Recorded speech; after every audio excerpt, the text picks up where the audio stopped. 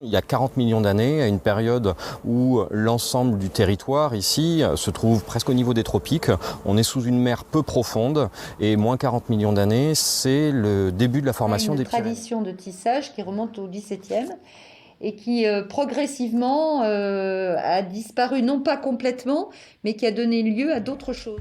C'est certain, ces deux-là, ils parlent d'histoire. Sans aucun doute, ils ont un point commun. Peut-être bien que ce sont ceux qui transmettent l'histoire de Rions. Oui, vous êtes bien à l'écoute du podcast Rions, l'aventure humaine. Souvenir d'été, la série estivale, courte et ensoleillée, que vous pourrez retrouver tous les jeudis.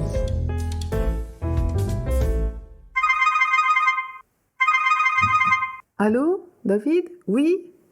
Ok, on fait comme ça. Je te rappelle et je lance mon enregistreur. À de suite.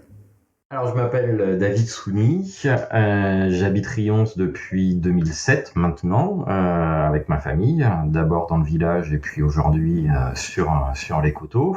Je suis historien, archéologue et guide conférencier, c'est un petit peu toutes ces activités qui m'ont amené à Rions.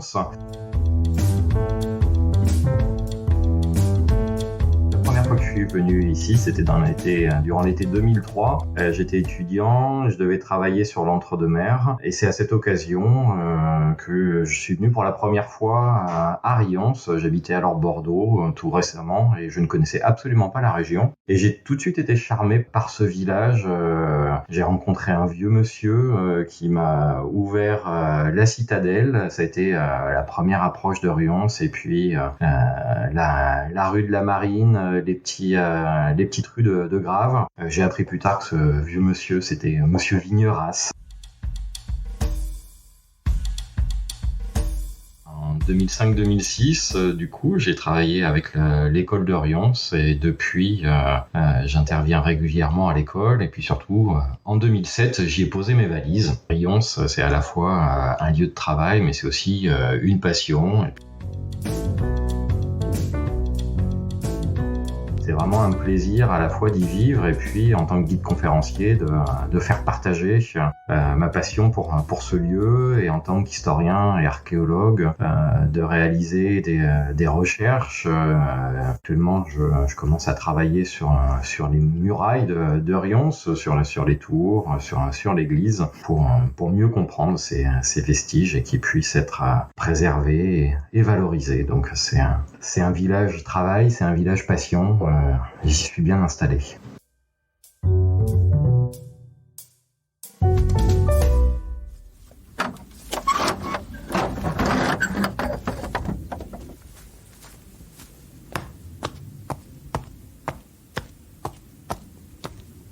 Alors, je m'appelle Annie Pozoko et j'ai un prénom et un nom de jeune fille qui sont belges. Voilà, donc je sors mon passeport belge. Papa flamand, maman wallonne.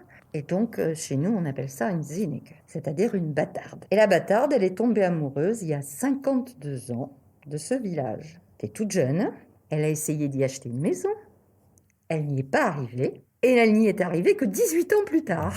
Et donc, depuis, c'est-à-dire vous enlevez 18 ans à 52, vous voyez ce que ça donne, je me suis installée avec mon mari et mes deux filles aînées qui après ont accepté d'accepter deux garçons qui sont nés ici. Alors j'étais historienne de formation contemporaine, mais jusqu'à présent pas très enclin ni à professer, ni à me servir de mon diplôme.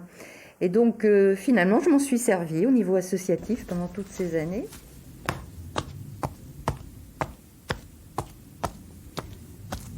Et donc moi les souvenirs que j'ai dans le village, en dehors des souvenirs purement familiaux, mais il y a aussi toute une vie qui existe dès que le soleil arrive, dès que la chaleur arrive.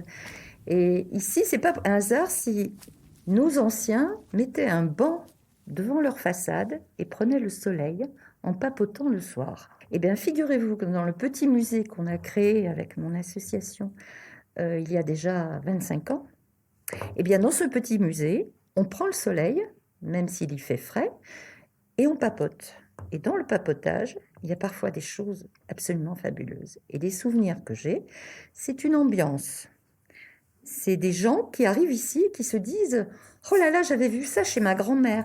Oh, mon arrière-grand-mère, elle ressemblait à ce tableau. Oh, mais à quoi ça servait bien, ce truc-là? C'est quoi, ça? C'est incroyable ce que les gens peuvent parler d'eux dans cette maison. Alors qu'en fait, sur 4 étages, nous faisons simplement un petit musée d'histoire locale avec quelques objets, beaucoup de tableaux.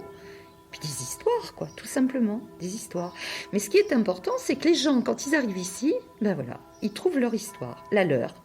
Ils s'assimilent à ce qu'ils ont vécu, ou ce qu'ils n'ont pas vécu, ou ce qu'ils regrettent de ne pas avoir vécu, ou ce qu'ils regrettent qu'on ne leur ait pas transmis, tout simplement.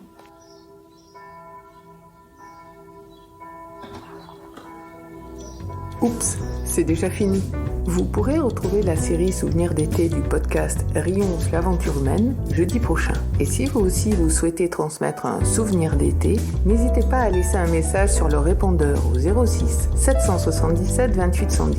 Alors, décrochez votre téléphone et parlez-nous.